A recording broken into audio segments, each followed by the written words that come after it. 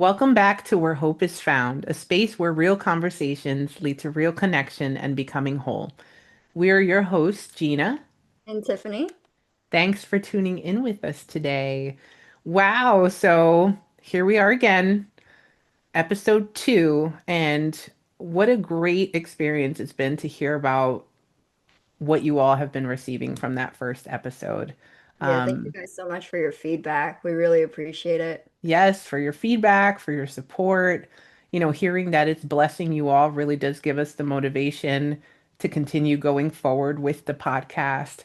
As we talked about in the first episode, this is something that was just birthed out of being obedient to God and what He's called us to do. But within that, doesn't mean that we don't feel uncomfortable at times, right? Oh yeah, this is so new to us. So we're kind of coming out of our shell in a way and learning how to be vulnerable in ways that we've never really had to do before. So Right? In ways that we haven't before. Really, we've shared our testimonies, of course, within conversations and, people we know and things like that. But on a public scale like this, it is new for the both of us. So having your support and knowing that it's blessing you truly does help us to just keep it going.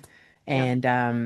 And especially today, because what we're going to be discussing today is really near and dear to both of our hearts, right? As we mentioned before, we're going to go into our testimonies and different aspects of it. So we felt that since we ended the first episode kind of on the topic of grief, and Tiffany brought up grief and how that was what initially brought her into seeking a relationship with God. We just felt led to start there today and to really talk about how to hold on to hope and how to find hope Mhm. when grief is present. And, grief can happen in many different ways. It's not always or only the loss of a person in your life, Mhm. right? Not only them passing away, but it can be the loss of a relationship. It can be the loss of an identity that you used to hold.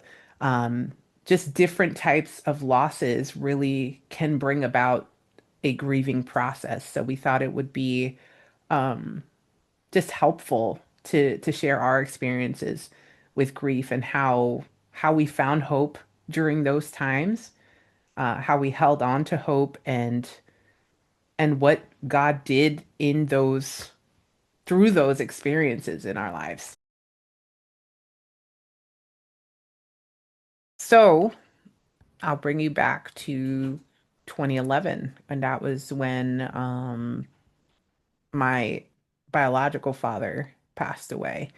And will give some context to that, right? Because the relationship between, say, myself and the individual in my life who passed away, like the relationship that was had tends to impact the way we grieve for Right. that individual, right? So, um, growing up, my relationship with my father was not a close one. Mm. He unfortunately had an upbringing where he experienced a lot of abuse. He, at a young age, started drinking alcohol, which led to alcoholism. Um, he was not, he wasn't shown how to be a husband, a Mm. dad. He didn't have guidance in that area. And unfortunately, it played out in him kind of bringing what he saw in his life into his own life with my mother and my brothers as well. So he was physically abusive towards my mom, towards my brothers. There was a lot of uncertainty, trauma, different things that took place. Um, and throughout that time, it created confusion. I was really little when my parents got divorced. I was 4 years old, so I don't remember a whole lot. Um, but what I do remember was like scary for me, like certain memories that I do have where he was being physically abusive towards my mother. Um, those are kind of like snapshots that I can remember when I was that little.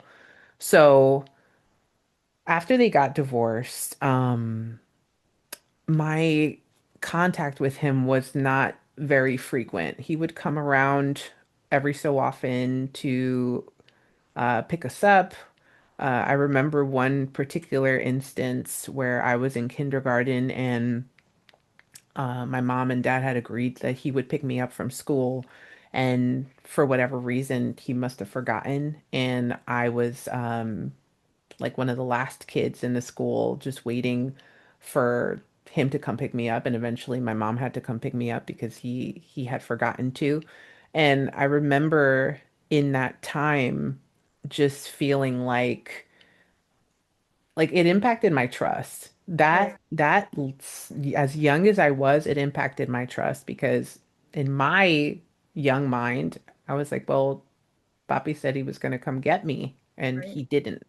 Of course, and So, it's your father figure, you that's who you're supposed to trust and right. And, when that didn't happen, it started to affect like, oh, I don't know if I can believe what he says, right? And as I grew up, throughout my teenage years, it was a rocky relationship. He would always tell me how much he loved me, um, but then he wouldn't be around, and then he would say that he would do certain things and then wouldn't do that. And it had a whole lot to do with what he was struggling with, right? Which I didn't really understand at the time because I was so young. I didn't have the mind to really conceptualize and understand what his real struggle was. So at that mm, time, I was just viewing him as, my father who wasn't there for me in the way that he should have been. There were right. different feelings that were there. There was anger, there was disappointment, there was, um, just not really wanting a relationship with him at one point. And it Because of wasn't an integrity? hmm? Because of his lack of integrity? Mm-hmm. Yeah, because of that. And at it really took me until I was like in my 20s, basically. Um, where when I was in college, I had an assignment where I had to do like a family of origin assignment. And what that required me to do was really to look at my family members and to write about it. And it caused me to look at my father for the first time in my life Hmm. as a human being, as um, a man who went through trauma in his life and who was impacted in major ways by that trauma, didn't have the support that he needed in order to be able to heal and to learn differently and to know what healthy relationships were or how to truly love and show love. It allowed me to see him in such a different way that is what allowed me to forgive him and to Mm, release those feelings of anger and disappointment, all the things that I had held up until that point. Um, I finally was able to say, wow, he's been through a whole, and I felt like sympathy and compassion for him mm. There because must I have been was freedom in that. it completely changed everything. It allowed me to actually start to work on building a relationship with him Yeah. because I was able to understand him differently and understand that it wasn't because he didn't want to, Hmm. right? He didn't know how to a certain degree, Yeah. different things.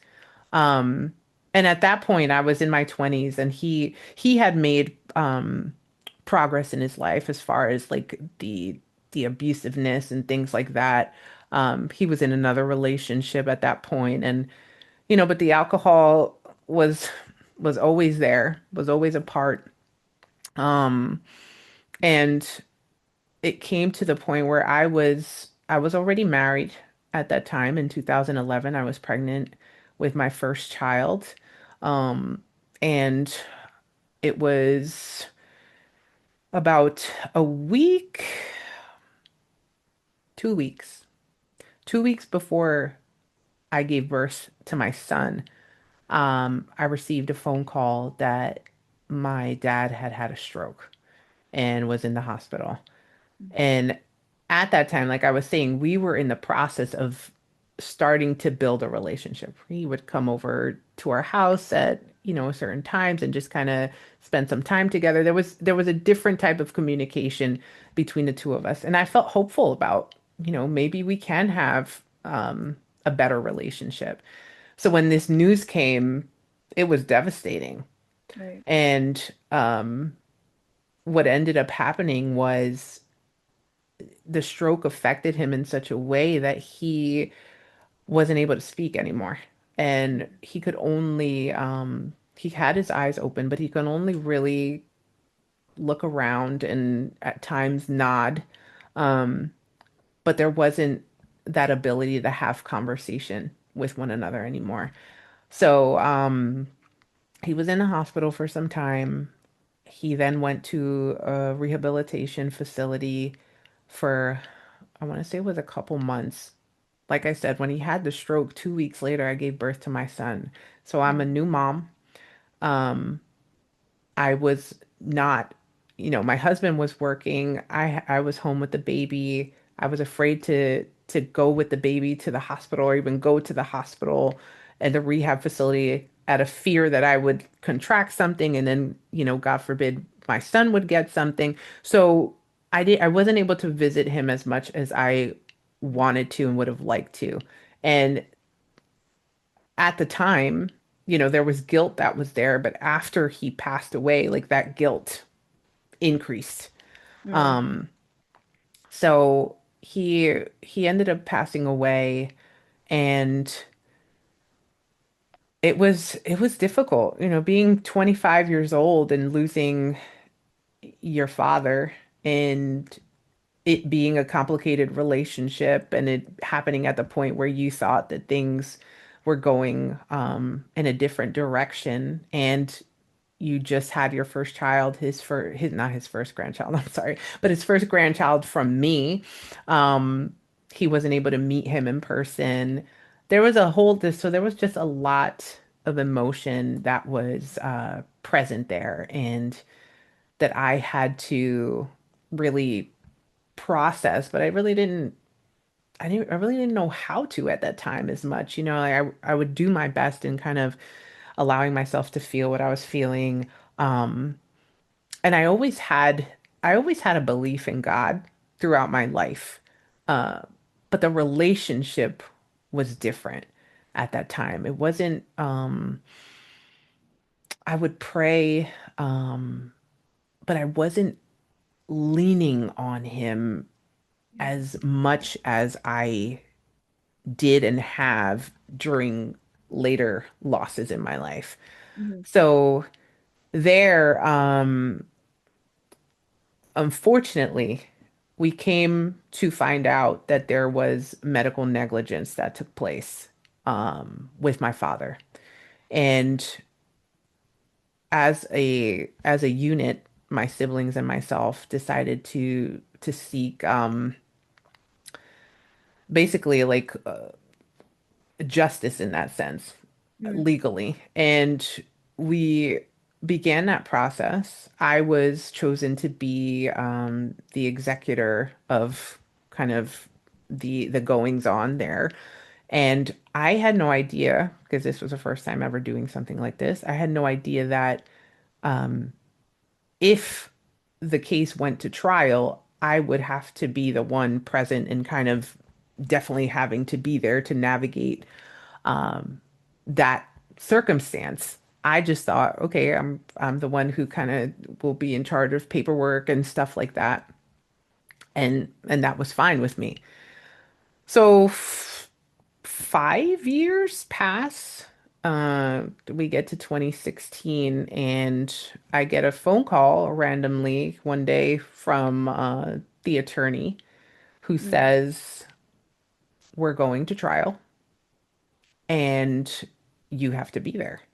And I was like, what do you mean? Like it's been 5 years. Like never in a million years did I think that 5 years later, this would be the case. And at that point in time, I already had my daughter. So I was a mom of two at that time.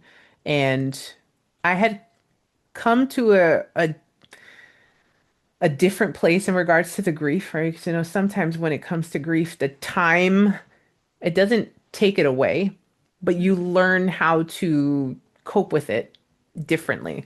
So at that point in time, I was in a different place in the grieving process, and getting that phone call was scary to me because it was like, now I have to relive everything again. Yeah. And I had no idea what I was going to be faced with at that time. So, like I had mentioned previously, belief in God was there. Prayer I would engage in, but I was also engaging in um other types of things too. Like well, not necessarily at that particular point of the trial, but around that time. So there was other, I guess, what can we say? Schools of thought, other kind of spiritual related types of things. So like law of attraction types of things, and um I'm forgetting the others. But hearing a lot about the universe, and even at times me saying it myself, right? 'Cause I had the belief, but then I'm hearing this lingo and I'm like, well, yeah, I'm gonna speak this out into the universe, and manifestation, like that type of stuff that was going on. Um, so this trial comes around, and in the trial, I learned information that I had no idea was going on. In regards to like malnutrition. He wasn't being fed. Um, he While he had was in bed hospice. while he was in the hospital. Yeah, he lost, I believe it was about 40 pounds in a matter of weeks. Um, yeah, and he had bed sores that were really, just really deep, and I saw images of it. This was traumatic stuff. Yeah. um, for me. And during that time, my husband was away, just so happened to be the same week of the trial that he had like a business trip that he went on. And but I didn't have like, which my husband was a big part of it, like to be able to come home and vent and be able to just talk about the heaviness of what was taking place. Like I would come home and it was me and my two children, and of course anyone who's a parent knows that when we're going through grief, we're not able to fully express it in front of Yeah. our children. Like there's this, I have to be strong for them. So that dynamic was going on where I'm like, okay, I can't fully allow myself to feel my feelings because I gotta be here for them. I have to be responsible and do what I need to do for them. So that was a low point. And the timeline is not completely solid, but not very long after that. I want to say maybe it was less than a year after that. Mm. Um, I was at a business conference, and someone came up to me, and I was eating lunch. I was eating lunch with a group of friends, and someone came up to me, a woman came up to me and said, "Your father wants to tell you something." Mm. And I'm looking at her like, what? Like, number one, I've never talked to her about my father. She had ever. Was she a complete stranger? She wasn't a stranger. She was part of kind of the business group. Okay. Um, but we didn't talk about personal things. Mm. And I really, at that point, we're 5 years later, I really didn't talk to anybody who was like an acquaintance or in that kind of in that field, right? Of about my father, because there wouldn't have been a reason for it to come up. Yeah. So she says your father has something that he wants to say to you. And I was like, what do you mean? She's like, he's been just like nagging me this entire time, saying, I need my daughter to know. I want you to tell my daughter this, this, this, this. And I'm like completely like, what is going on right now? Mhm. And I'm like, well, what does he want to say? And she was like, he wants you to know that you don't have to feel guilty Hmm. anymore about not visiting him before he passed away. And I was like, there's no way that this woman could know this. Yeah. And I just started crying, Mm. completely crying. I'm like, oh my gosh, like trying to make sense of what was even taking place. Um, because I had never had experience with anyone who was a medium or anything like that. So that was just very, it was just very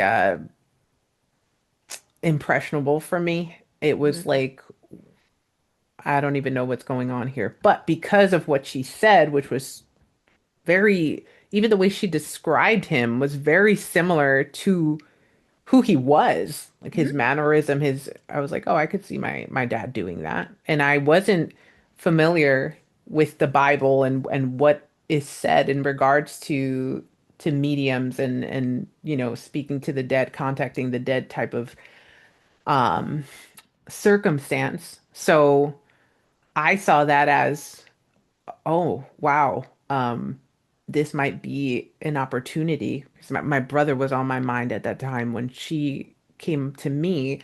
I thought about one of my brothers because he was really going through a difficult time, and going through depression at that time in regards to the loss of my dad and then the loss of a brother as well. And I thought about him right away and I called him and I said, look, this just happened. Um, she might be able to give you some consolation. Uh, do you want me to set an appointment up? Mm. And we did, and we went to the appointment, and things were being shared about my dad, about seeing him and him kind of being present, and he had certain messages that were being shared and everything like that. And um, after leaving that, I I was just, it always kind of stayed in my mind. Um, like, is it true? That was kind of Yeah. my question. Like, is it true? And then my my husband ended up going to do a Reiki session and was told that if he would have stayed in the industry that he was in, that he essentially was like going to end up passing away because there was an accident that was going to happen. So, Wow. hello, anxiety. Yeah. Um, all of that, hearing that was like really alarming. And it just brought me to a place of uncertainty, confusion, fear, Right. because I'm like, what does this mean, right? And it just ended up kind of bringing me to a place where it almost felt like, I'm this grief is being relived, Yeah. right? And now I'm hearing her say that my father's saying these things. So then I'm like just questioning a whole lot of stuff and just feeling uncertain. And then a few months later, I just started to feel like anxiety was starting to continue to build at Mm. that time, and then marital discord was coming into play, and there was just this feeling of heaviness that was going on to the point that one morning I tell my husband, and mind you, we weren't going to church. Like I said, I believed in God, but I wasn't familiar with his word to that for reading it for myself. I wasn't um actively um I won't say seeking a relationship. I think I was kind of like just scattered at that point. Just my mind was in different Not like a places. focused pursuit.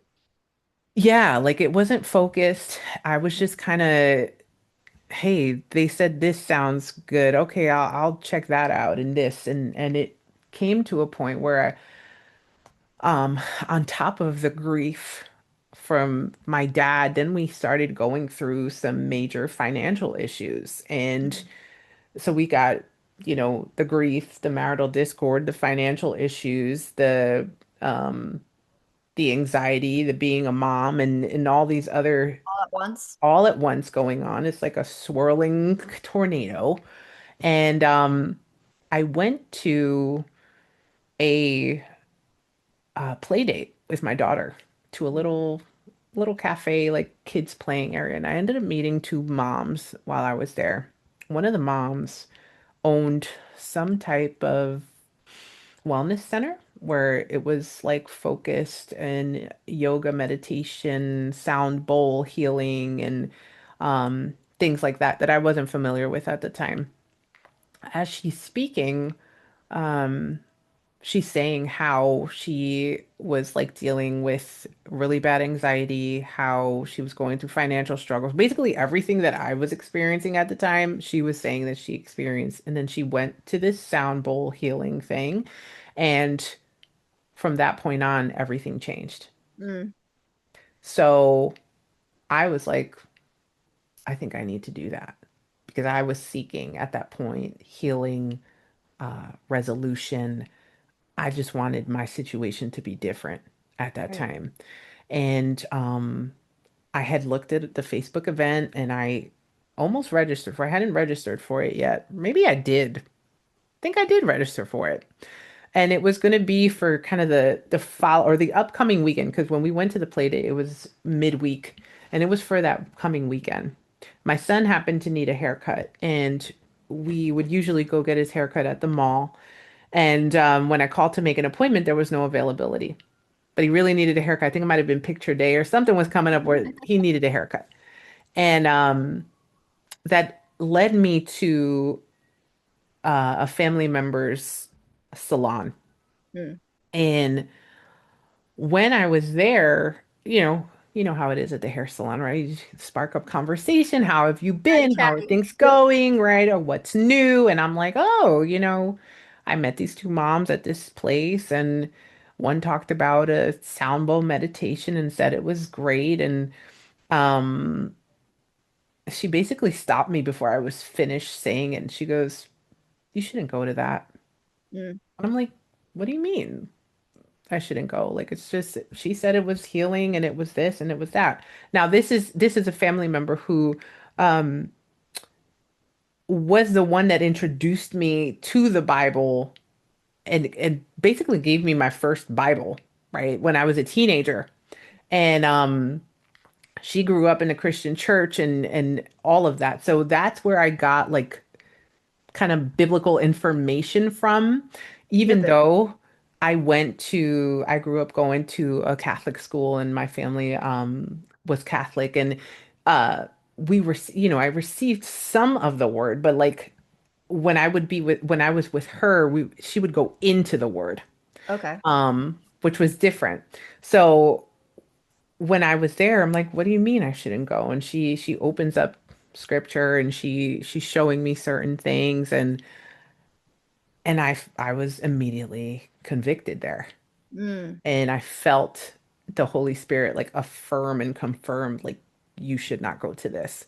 So I canceled that registration and I didn't go to it. Um, things started to continue to ramp up in my life at that point to the degree that I knew nothing about spiritual warfare at that time, but I told my husband, I feel like I'm getting spiritually attacked. I didn't even Mm. know like what that was at that time, but I felt it. And that was maybe, oh, I left out this part. I was also one who didn't know how to slow down and was Mm, always go, go, go, go, go, go, go, do all the things, keep pushing myself to the limit, all of that in all areas of my life. Um, so we get to January of 2017 and I end up with a severe panic attack while I was home alone with my two children to the point where mm, I thought that I was going to die. And um, thankfully, my brother lived nearby, so I called him. He was able to come over. Uh, Ambulance had to be called, went to the hospital. My husband met me there. My dad, who I call my bonus dad, he's the one who raised me. So when you hear me say my pop, that's what I called him. Um, he was there, and and that changed my life. mm. That experience. I came out of that experience like a different person. And it wasn't in a positive way per se.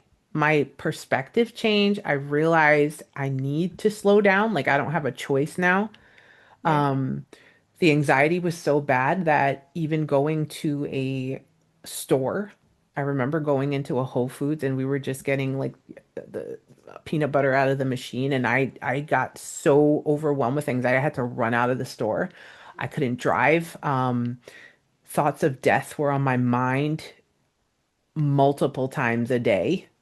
I can't even count. I was fearful, so Mm. fearful of dying. Everything I felt in my body, I thought I was going to die. It was just like being overwhelmed and tormented. That's what it Yeah. was by thoughts of death to the point that I looked at myself in the mirror and didn't even recognize like who I was anymore. And I remember being at a point and asking myself like is this what my life is going to look like from Mm. this point on? Like, I can't do this to my kids. I can't do this to my husband. Like, I don't want to live this way.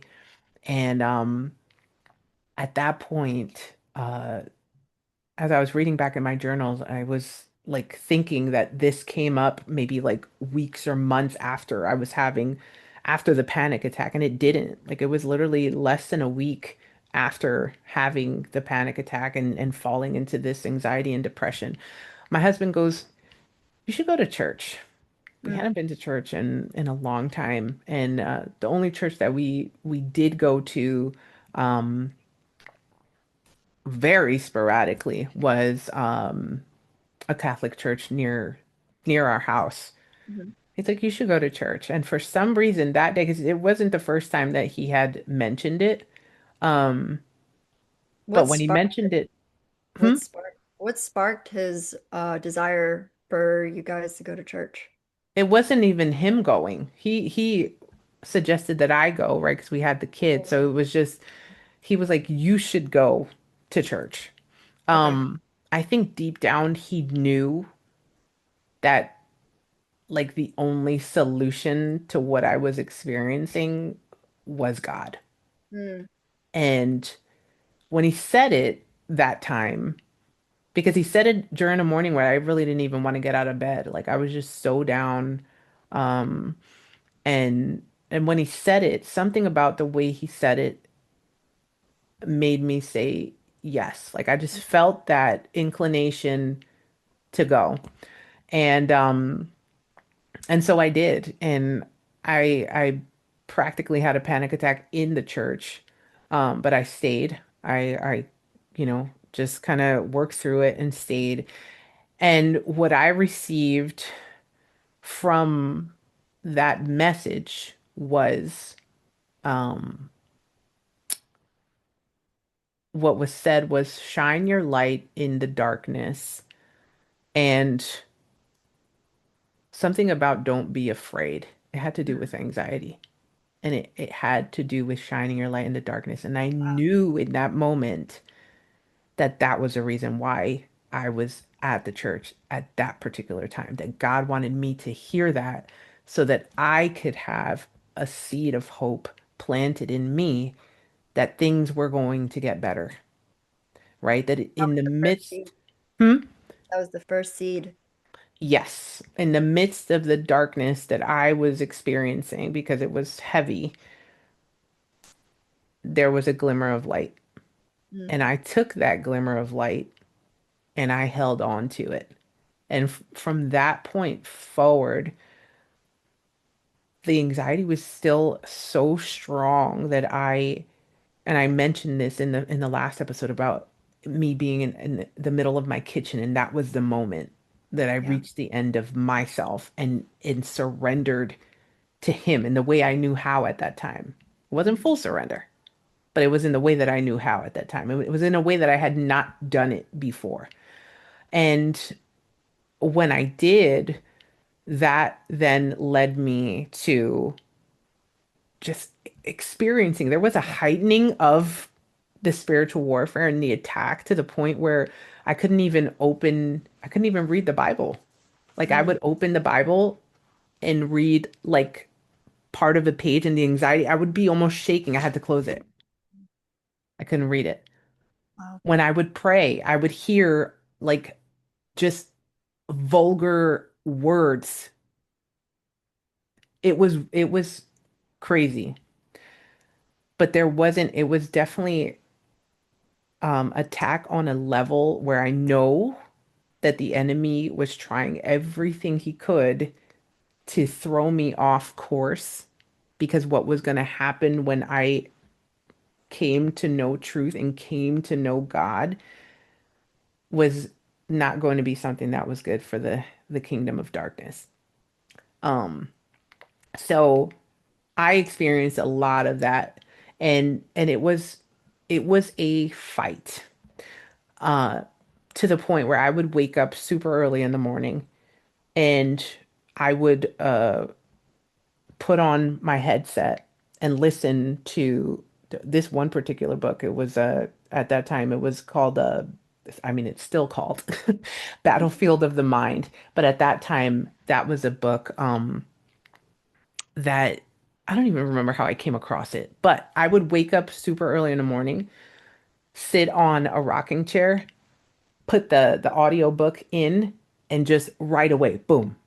I needed to fill my mind with the word of God and with encouragement that I would be able to overcome this. So there were a lot of things that I started to implement in my life when that seed of hope was planted. That was one. Mhm. Fill my mind with God's word. Pray was another one. Um, Protect my peace was a huge one.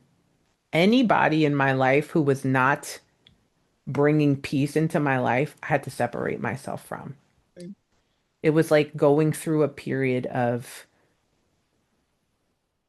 renewal in that sense, of rebuilding, um, but really in a way that I had never done before.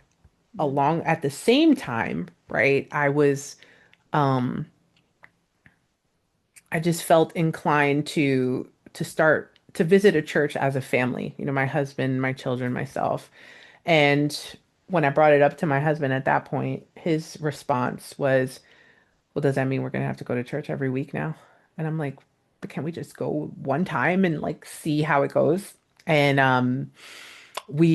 we ended up going, um, and there's more to share around that aspect of things when we're doing a different topic of the testimony. But what it did was start to build up my faith mm, that much more. You know, I went and there was a prayer team that was there at the church, and there was one particular woman who prayed with me when I first went, and till this day we're just great friends and sisters, and connections were made, and I had her praying for me, and you know, family praying for me, and me praying for me, like all of these things going on where these these practices that I wasn't utilizing before, I started to really become intentional about utilizing them and about getting into the Word of God and reading it for myself because mm, that made a huge difference for me. You know, like I was looking back on my journal from before everything happened in 2017, and I was thanking God, and I love you, Lord, and I'm grateful for our relationship, but I was very self-centered. Mm. In the thanks that I gave and in the prayers, it was like my dreams and my goals. Please bless my dreams and my goals. Please guide me to my dream. It was about what I wanted for my life. It wasn't Mm. about his will for my life. And that's what shifted. Mm. After that time in 2017 where I really dove into my faith, that was there where the surrender changed. It wasn't about what I want for my life anymore. It was, God, thank you for the breath in my lungs because I've been tormented multiple times a day with me not being here. So thank you for a beating heart. Thank you for, having a home. Thank you for the provision. All it became just the things that we would consider small became Right. a lot bigger. And from that point forward, I just continued to really dive into my relationship with Christ and make that just the center of my life. I ended up getting baptized I started going to the church, I believe it was March. By May, I was getting baptized. My husband and I got Wow. baptized together. So he ended up going to church more than just at one time. He came along and faith began to be central in our lives. We put The God seed at the was planted center. in him too. What was that? The seed was planted in him too. Yes, yes, it Result. was. And things, there were struggles, it's a process. When you come to, um, make Jesus the center of your life, there's a sanctification process that takes place where it's like the peeling back of the onion, right? The old Right. self and becoming that new creation and having a renewal of mind. And that's what took place for me. And I love that you spoke about how the first time was when you were in your kitchen floor, on your kitchen floor, and you surrendered what you knew, Yeah. surrender. And then like months later, you were able to see the progress of like more full surrender. And we do that with God a lot too. Like Hmm. There's it's levels of surrender, right. And that's the layers I think you're referring to, right? peeling multiple layers of things that we need to be surrendering to him. So that's really neat Yeah. to And hear it from. was layers of surrender, and it was, surrendering essentially who I was and offering him who I am and who, like at the time, right? I surrendered who I was and just said, here I am. Mm. And I surrendered everything and laid it at his feet and said, whatever you want me to keep, I will keep. Whatever you want me to get rid of, I will get rid of. And there's Isn't a, that a Bible verse? Like, here I am, send me. mm-hmm. Yeah. Yeah, it is. And it was that type of thing because what he delivered me from was so big, was so I can't even put into words. Like he literally gave me back life and then some. Mm-hmm. But coming to know him as a father was a reward in all of it. Remember at the beginning of my testimony, as I shared with my biological father, there was that conflictual relationship. There was that difficulty trusting. There was that, does he really love me? He says it, but I don't know. So when I came to know Christ, I came to know God, I struggled with that. I wrestled with, like, does he really love me like that? Yeah. And Because it's so unknown, like when you didn't feel it growing up from your biological father, right. it And definitely.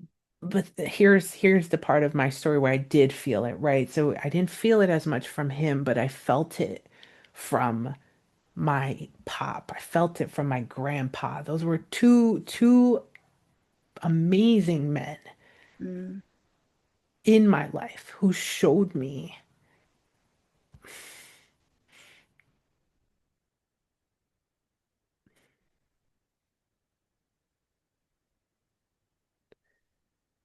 they showed me that love. mm, And, when I was able to understand the fullness of the love, and I still don't to this day understand the fullness of God's love for me, for us, right? But when I got to understand what I could understand of it, right. I said, I don't care what I have to go through in this life. I never want to be without that love. So surrender for me and loss for me, because I had to turn away from a whole lot of things. There was repentance that came. There was um things that I had to say no more to. Mhm. But in comparison to knowing him and the love that he has for me, I was okay with it because I knew that it was for my good. I believed that anything that was being, you know, when we go through that pruning phase, right? Anything that was being pruned away was because he knows better than I do. Like he knows the beginning to the end. I don't. I can only see what's in front of me right now. So in that process, there was the peeling of the layers, and there was, unlearning certain things and learning new things, and just really deepening my faith in a way that strengthened me in a lot of different ways, and I'm grateful eternally for that because come 20 I'm going to fast forward a little bit, but come 2021, I lost my grandpa. Mm, He passed away. And that was before deepening my relationship with the Lord. I couldn't even fathom losing him. Like when the thought would come into my mind, I'm like, no, no, no, no, no, no. I can't think about this because it was just so overwhelming. I would yeah, think to myself, like, how am I even going to overcome that? Because that's who he was in my life. He was a grandfather, but he was another father for me. yeah, And he was a pillar of faith in our family. He's the one who introduced me to God, who always gave him the glory, who showed me what humility is, who showed me the importance of prayer, and just always giving the glory to him. The way he loved his family, the way he loved others. He was just such a great example of that. So when that loss came, and when I was told, because my mom had tried to call me, but I was uh, at that point we already had our third baby. We had our daughter, and my mom had tried to call me, and I was in the room dressing her for her for nighttime. So my husband comes into the room, and he tells me, we call my grandfather Papa.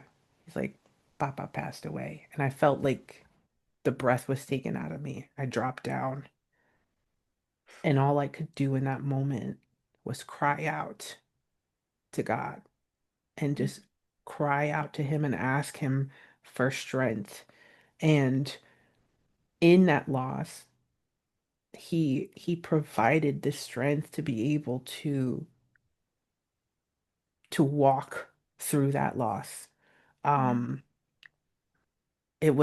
it was difficult. I mean, obviously you still see her. I shed tears talking about him. I miss him so right. much. Um, He I was can't such a even. tremendous part of your life, like Hmm. if it wasn't for his love and your pop's love, like how could you be pointed to fatherly love, other Right. than Right. And even, even though the relationship was what it was with my father, right? I came to know him differently after he passed away too, because after he passed away, his belongings were taken from the apartment that he was living in, and he had a bag, or there was a bag that was given to me, and in that bag was a journal of his, hence that's where I get my journaling from, and a Bible. And I never knew. I never knew that my dad read the Bible. I never knew any of that. And as I went through the Bible, I still have it here. He had things underlined and he had notes in there that were written out, and I read through his journal, and in his journal he shared about the spiritual battle that he was going through. And in his journal he would cry out to Jesus. And in his journal he would say, I don't want to be this way, Lord. Give me strength, help me. And reading that really gave me a window into, wow, my dad was suffering. yeah, He was suffering spiritually, he was suffering internally. And I never knew that because I didn't understand it in that way at that time. you're too And young. hmm and even being in my 20s and being right, I didn't have that understanding of spiritual warfare and battling in that way. So when I came to know that, it caused me to love him that much more. Right. Because it sounds to me that he wanted to be a better dad to you, and he just didn't know how. He didn't And know how, and he was it looked like with, journaling and going through the word, and he was doing everything that he could. well, he was surely fighting a battle, and you know, unfortunately that battle was a really, really strong one for him.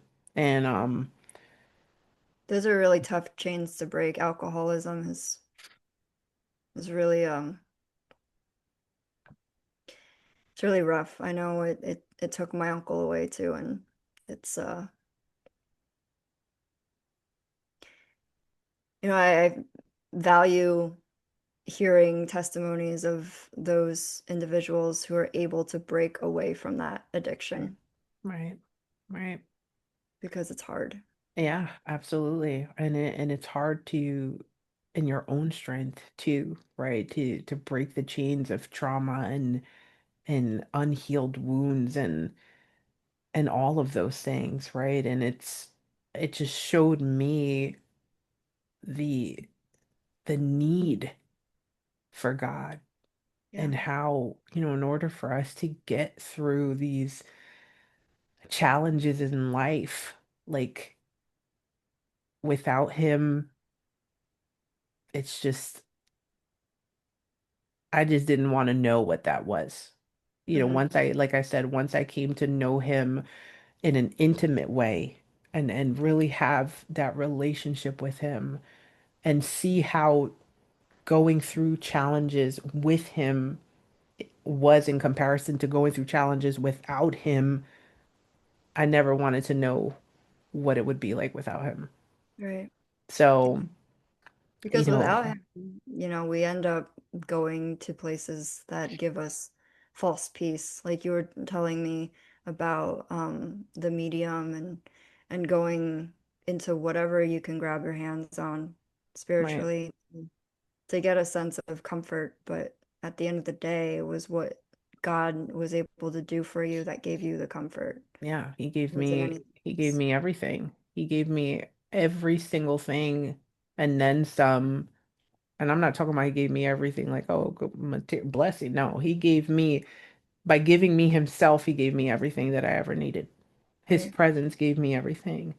Knowing that, knowing who he was, and the learning about the different facets of his character and the fullness of his sovereignty and who he is, that gave me everything that I ever needed. He doesn't. He. wouldn't have to give me anything else. If he only gave me that, I'm good. Like knowing him, but that's not the father that he is, right? He wants to be able to do for his children and to bless his children and to protect his children and and and discipline his children when he needs to as well and prune and all of the things, right? Because we think about ourselves as if we think about parenthood from a terrestrial place, as parents, we do all of those things for our children, right? So how much more would he for us? Um, but yeah, so after my grandpa passed away, that was a difficult time. Um, but before he passed away, um, we had a conversation and he told me, he goes, keep helping others. Mm. That was like the final conversation that we had, like an in-depth conversation. Keep helping others. Wow. And that Goosebumps. always, hmm? I'm getting goosebumps. Yeah, that always just stays with me. And that from that point forward, um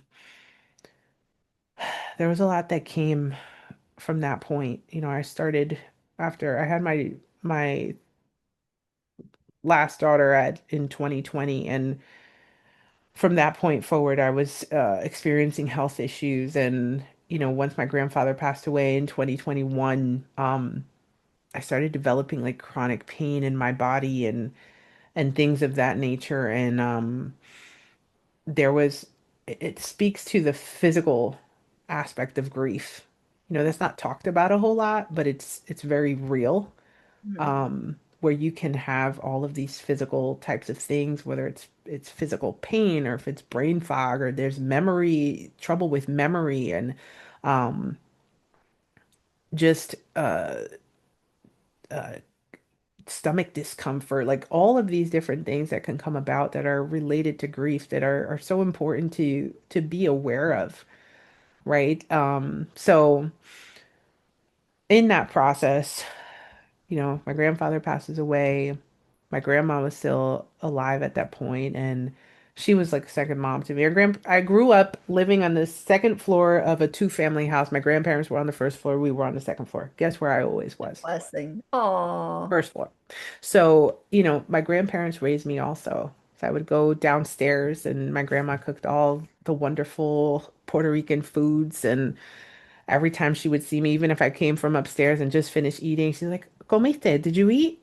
I'm like, "Yeah." She's like, "No, no, no, have a little bit, have a little something here." So we were well fed, and I just enjoyed my time with her. I would go shopping with her and all the different things. So just very close relationship with the two of them. In 2023, um, while me, my husband, our children were away, we were actually in Texas celebrating the Feast of Tabernacles. And I received a phone call from my mom. Abuela, my grandma, is in the hospital. Like, what happened? She ended up having a stroke. And the day before I left to Texas, I was going to go visit her. And it was a super stormy, rainy day. And I was like, you know what? The weather's pretty bad right now. I said, I'll go visit when I come back. Mm. She wasn't there anymore when I came back.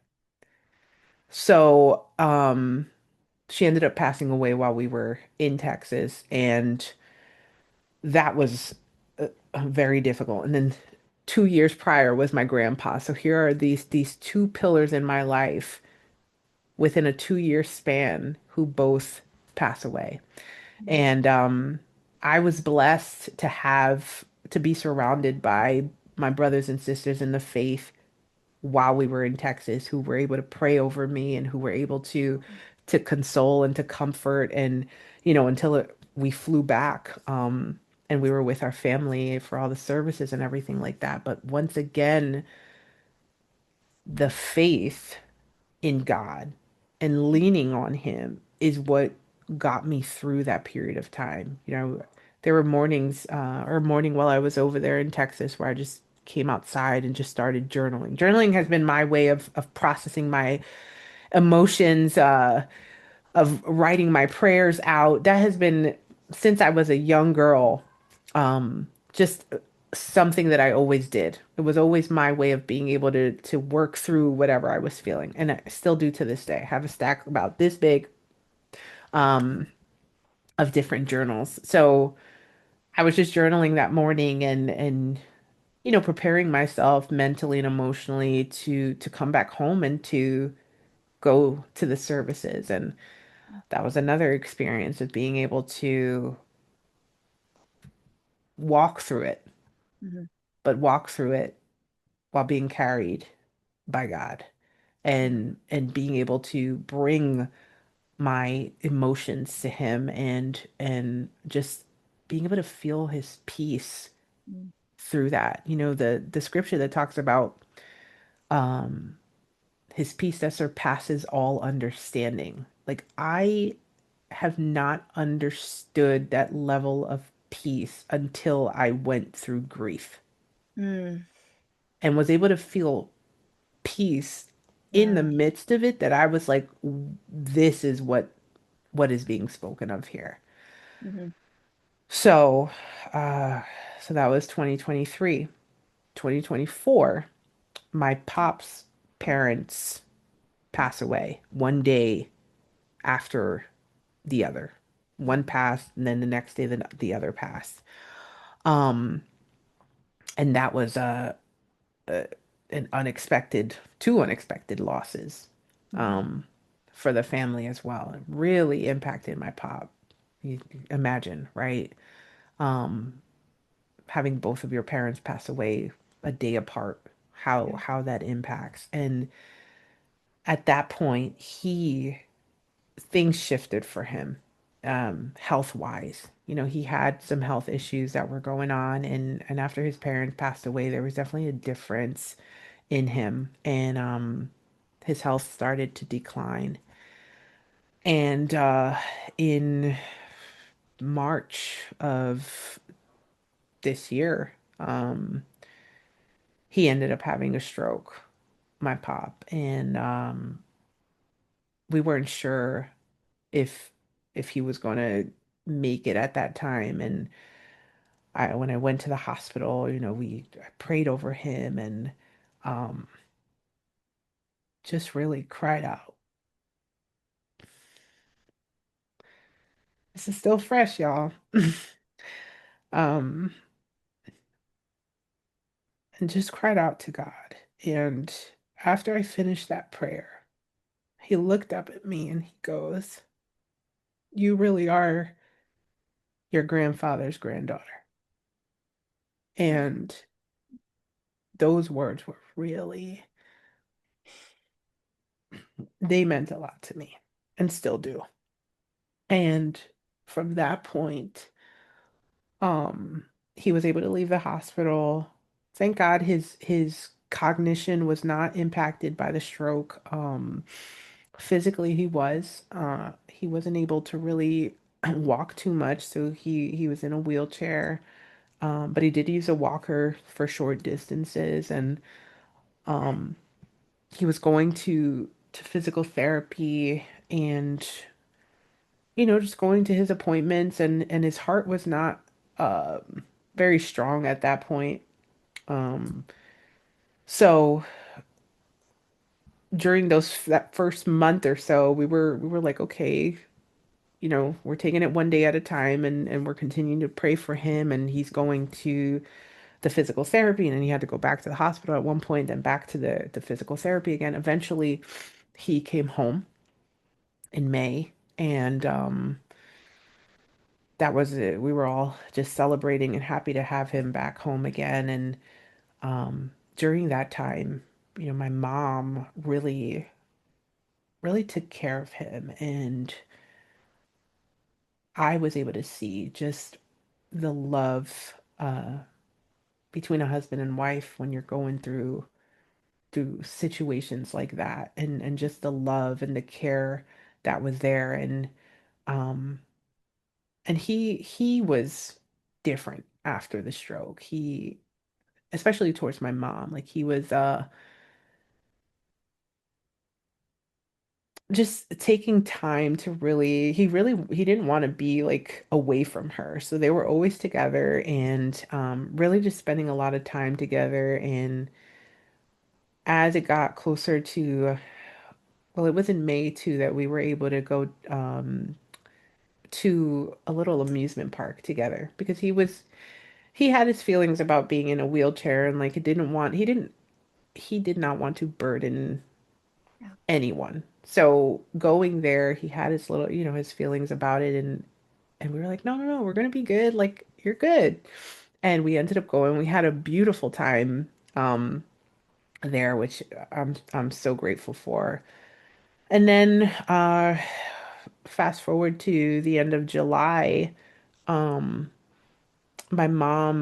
he and my mom had been just kind of having these times of reminiscing on their relationship and how they first met and just really beautiful moments. And one day they kind of ended their day and they're like, "Oh, today was really a great day." And he was in the mood for a peach, so my mom brought him a peach and he's like really enjoying. My pop loved food, loved to eat, so he really savored things and um he ate the peach and they said goodnight to each other. And the next morning, my mom came down and she was calling out to him and I didn't hear anything. So she was like getting his tea ready like she always would. And when she went downstairs, she looked over at him and he was like tucked in, which that's not how he would typically sleep. He wouldn't even like really sleep fully laying down. He'd kind of be propped up and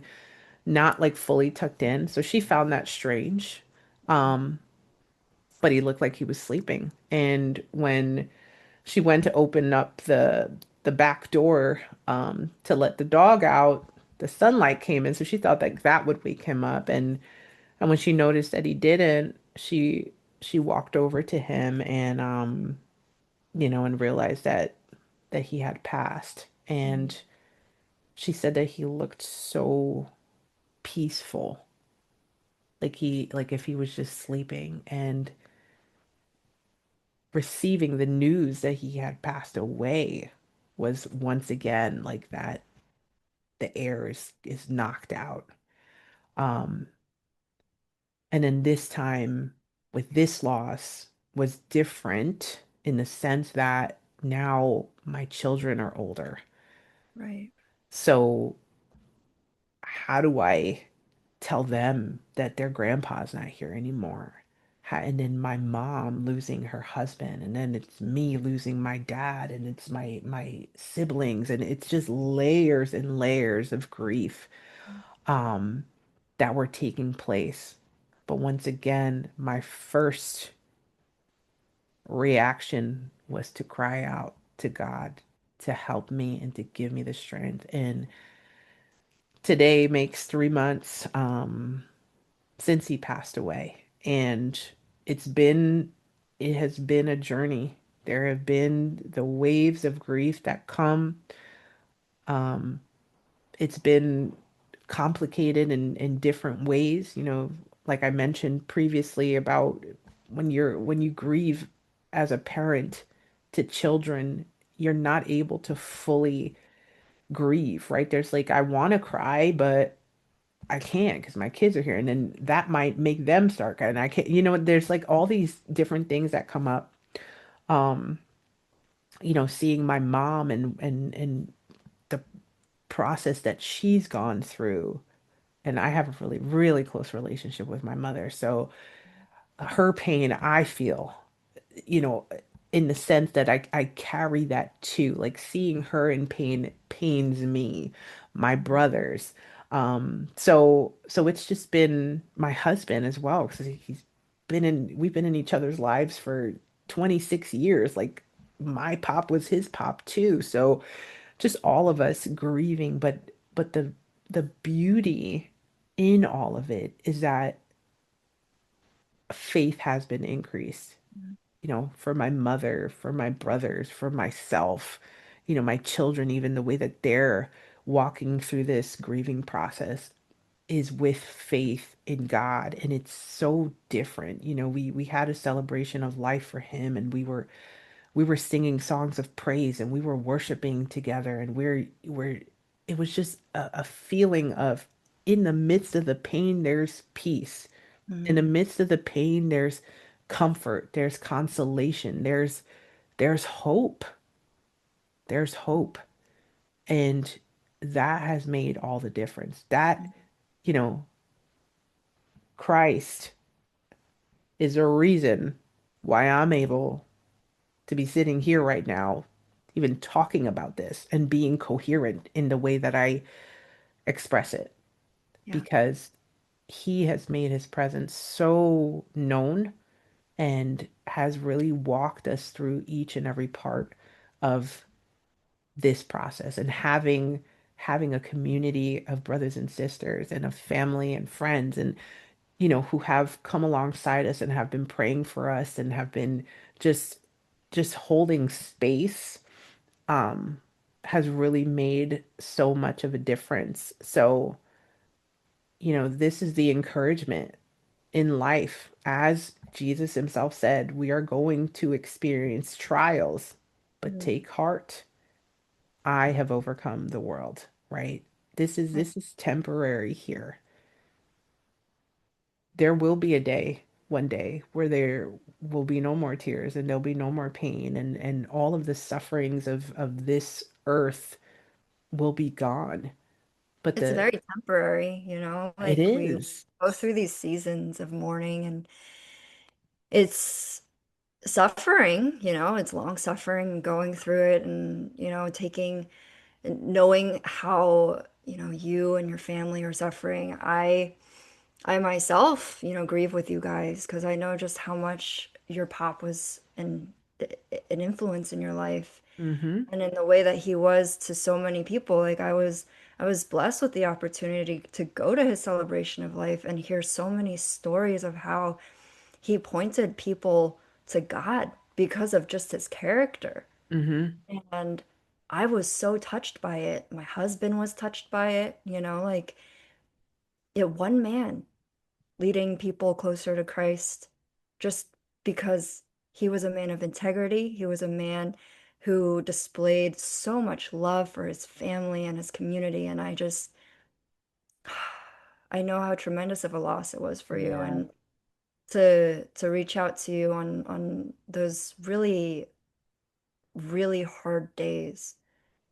Um, I know that one morning that I had reached out, it was a really rough morning, and I remember God telling me like check on Gina, see how she's doing. Mm-hmm. You just popped up in my mind, and Yeah. I know that was a very I I, I don't know if you want to share that day because it was it really impacted me the way that he moved through you Mm. during that time of grief. So, Mm-hmm. Yeah, it was definitely Holy Spirit led for sure. So thank you for your obedience to the nudge that he gave you. But that was the opportunity that I had. My in-laws had uh my children were at their house that day, and I really hadn't had an opportunity to just have time alone since he had passed away, and you ended up reaching out, and I was having a tough morning that morning, and um I just, at one point, I was in my room, and I was like, I just felt that, when you feel that urge to just cry, like it's just bottled up in here and it's like about to come out. I'm like, okay, like here, the release is coming here. And I just put on worship music, and I sat down on the floor in my room and just wept, like from the depths of my soul wept. Um that's the only way that I can describe it. How much weeping, and just all of the pain, and it just felt like everything was coming out yeah. at that time. And I just sat and wept, and I listened to the songs, and And after that time of sitting and weeping, then it was like this it was being lifted. Like I ended up standing up and then another song came on and I'm throwing my hands up in praise and I'm singing at the top of my lungs and I'm just worshiping and worshiping to the point that I ended that period of time dancing. Wow. And it was truly a depiction of what he speaks about in the verse that talks about you have turned my mourning into dancing. Yeah. And he did that at that time and it was a release and it was just I felt renewed in Mm, that moment and just felt his presence so strongly um that it was I couldn't even make sense of it. mm. It was a spiritual encounter, you know, it's something that is very hard to put into words. It is. Yeah. It is. It is and it's it brings up that point of like even in our deepest suffering we can still find gratitude Mm, and it's there. It may not be easy to see at times, but it's there. I'm grateful for the years that I had with my pop. He saved our family um and came into our lives where there was so many broken pieces and when he first came into my life, I wanted nothing to do with him. I'm like, no, like this is my mom. You're not going to be any part of this. And he would always tell that story and crack up. Like, oh, when I first came, Gina didn't want anything to do with me. And just like slap my hand away. And I'm like, that's right, I did. Did But you give him this, was it the same trust issues that you had with him that you also had with God at first because of what you yeah, it was like you might hurt me or you might stop loving me or you might leave me or yeah, it was Mhm. that. But And I boy, didn't did want he to prove you guys he wrong. sure did. I didn't want to open my heart at all. I was guarding it like mm-mm. Mm, And him just being who he was, he kind of chiseled away at that and I was able to get to a point where like there was full trust and love um and he showed me, right, what it is to be a dad and what it is to be a husband and he was that example for me. Um and it's so interesting because my husband shares a lot of qualities with mm. him. So I'm like, oh, that worked out well. Having that example, right? Um, but it's just it's beautiful. Like when I think back on those times, I smile and I have such gratitude for that time. During in my wedding, the song that we danced to was Hero because that's who Mm. he was for me, and he still is. So yeah, so it's been a journey, and we're I'm here. curious too, like the people that you've lost, you never really lose them because they become a part of you almost, you Yeah, know? their legacy lives on for sure. The qualities that they instilled and the um those values and just those really important things, like those get passed on. Like that's my goal. It's like everything that I took from them that really has helped me to become who I am today. I'm passing that along to Yeah. my children and hopefully prayerfully they'll pass it along to theirs.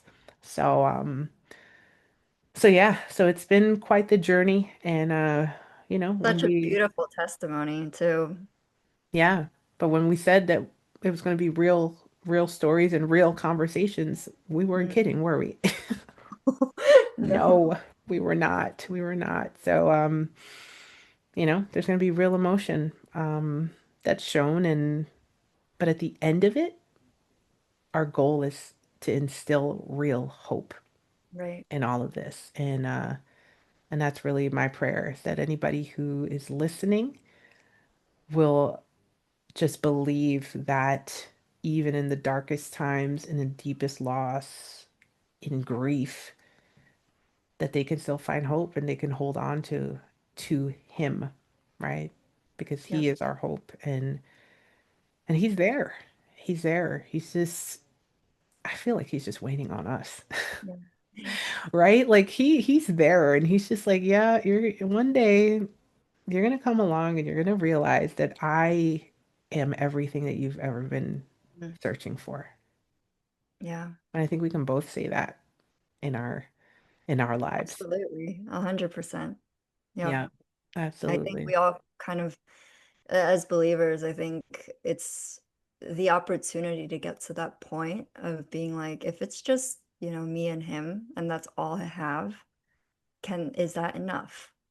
And we Right. all we have to ask ourselves that question because we're going to lose people and there's Yeah. going to be grief and there's going to be suffering, just like we were talking about in the first episode where we were saying the distinction between happiness and joy and how there are like external circumstances that people can take that in a very negative way and let that affect the outcome of their life and make decisions based off of that, Hmm. or going to the path of joy and seeing that it's not about your external circumstances but what God is going to do in that moment. And we can always get closer to him. It's an opportunity to get closer to him, Yeah, even in the face of suffering. for sure. And even in that face of suffering, we're going through experiences and we don't understand why, right? Yeah. Like like you can bring that to him too. Hmm. There's nothing that you can't bring to him. There's no question, there's no, there's nothing that you can't bring to him that he cannot provide uh Comfort. comfort and I was going to say in a solution for like, Mm. because some people will say and there were times in my experience like, oh my gosh, I've done these things and like can he really love me like that? Like I don't deserve that. And and the truth is it's not because of who I am or who Yeah. you are or who anybody else is. It's because of who he is. Right. And I think when we come to understand that, we can draw nearer to him without that shame or fear or guilt because it's what he wants to do. Yeah. And when we have that understanding and we understand that the level and the type and the depth of love that he has for us, we just naturally want to worship him and serve him and live for him and walk in his ways, right? It's that it comes that obedience and that faith comes from that place of love and of gratitude Right. And it for truly what is he did for us. like you were saying before, we can go to him for anything and even like our feelings for um things that we may not even think that we should talk to him about. Hmm. Like I know I've struggled with that. Like the one of the thoughts that I would have would be like, oh well, God knows everything. He knows what I'm thinking. He knows what I'm feeling. So why do I need to vocalize it? I think in that vocalization, I've noticed that, he wants to hear that. Hmm. He wants you to be vulnerable with him. And there's so much healing that comes in knowing that you can be and knowing that you can open up to him because he is a good father. Yeah, It brings so much peace, it peace sure that does. can't be explained. That's right. And, it's kind of flipping what you said, right? Where you said, oh, well, he already knows it, so why do I have to vocalize it? It's like the flip side of that. Well, if he already knows it, what do you have to lose by vocalizing it, Right, right? He already exactly. knows it's there. You might as well just talk to him about it and maybe receive some revelation or something Yeah. um, That from that one-on-one process. time is so important. Oh, it is. It I've is. learned that it's like non-negotiable at this point. Hmm. So Yeah, and it's just there's so much beauty in that time and I'm sure we're going to be talking more about that as we go along. Um, one of just the things that stood out for me when you were speaking was the fact that you felt like, and I kind of wanted to ask you to elaborate because I'm not a mom, um, but you said you felt like you couldn't grieve in front of your children. hmm I wanted to know, um, just as somebody who doesn't have children yet, like, why is that the case? Like, is there a reason why you didn't want to show them that grieving process, like in its full severity? Is there a reason why you held back and wanted to stay strong for them?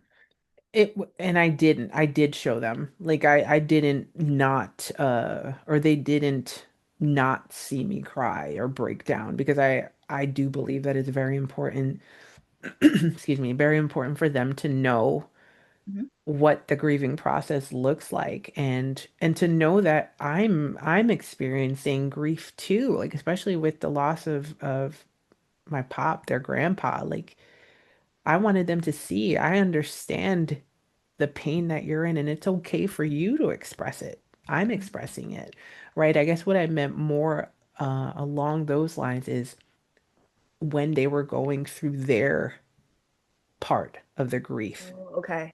being Okay. able to support them in that and to hold space for that and not make it about me, Yeah, that's right? difficult. Because you can easily do that if you're Mhm. not intentional about, but wait, yeah, I lost my dad, but my babies lost their grandpa. Like I have to be able to hold space for them to be able to talk about how they feel and to cry and all of those things. So so that's where I said having to be strong came into play there. And then it also came into play in um, just being able to kind of go through the day to day of things, right? I still had to be functional, right? Because they have needs. They need to eat, they need a clean house, they need laundry, they need to. So that's what I mean by that. Is like I couldn't allow the grief to overtake me in such a Mm, way that I wouldn't be able to be there for them in the way that they needed. right. Okay. That's what I'm getting at. Is like as a parent, for me, others may feel differently, but for me, my children and their grieving came and comes, I wouldn't say before, but I was very, and I still am very intentional about making sure that they're okay. Mm, Even if it means I'm gonna put my stuff on hold for a minute because they're going through or they need me to be this for them right now. mm. And did you see that God gave you the strength to do that during that time, or? Oh my gosh, 1000%. And he still does. Mm, He still does. Getting through those the past 3 months, it's all been him. yeah. Just being able to smile and to laugh and to have joy in the midst of the sorrow and everything else. Like it's a different, it's grieving differently. Yep. It's grieving differently. And not to say that there's a right or wrong way to grieve because everybody's grieving process is different.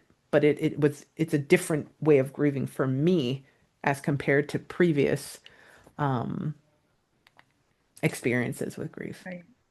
And to see the distinction of how you handled it the first time around versus, the most recent grieving process, it's like you can see how the sanctification process in your life, how God touched you, has influenced the way that you've been able to even help others in your life to grieve.